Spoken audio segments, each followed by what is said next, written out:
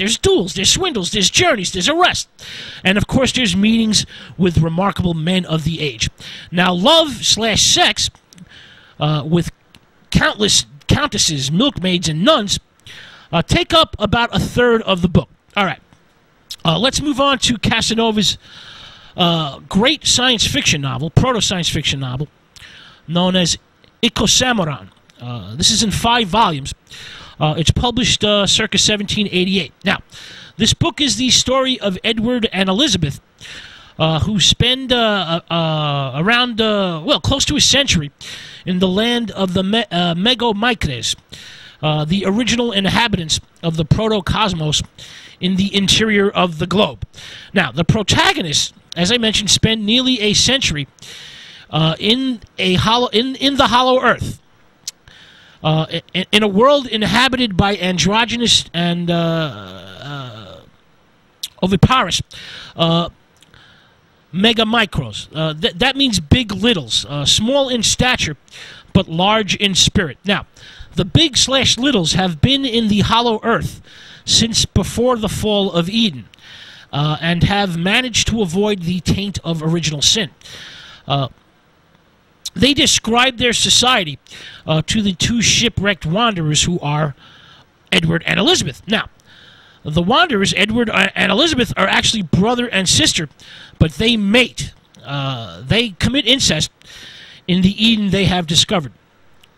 In turn, Edward and Elizabeth tell their story in dialogue format to a group of English aristocrats. Edward and Elizabeth have left millions of descendants inside the hollow earth and transformed the society there. Now, the novel is, it's an encyclopedic fandango. It's realistic in tone. It contains a great deal of scientific speculation, anticipation, and there are many, many philosophical meditations. For example, the use of electricity. Casanova predicts the rapid use of electricity in this novel, along with many, many other things. And there's a fair amount of social satire involved in the novel. Now, Casanova was influenced by Voltaire, whose book Micromegas, in 1752, and he's also influenced by Ludwig Holberg, A Journey to the World Underground, 1742. Now, the book was, of course, written in Italian, but published in French. Now, the novel helps to establish a well-known imaginative pattern. 2 young protagonists discover an underground world where total harmony exists, and Jules Verne, the grandfather of science fiction himself, loved Casanova's novel. It was a major influence on his own work. And this novel influenced science fiction on 3 levels.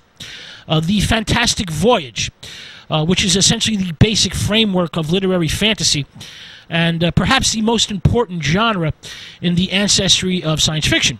Also, the second a level of influence here is the hollow earth, the concept of the earth as a spherical shell with a habitable internal concave accessible through polar openings/caves.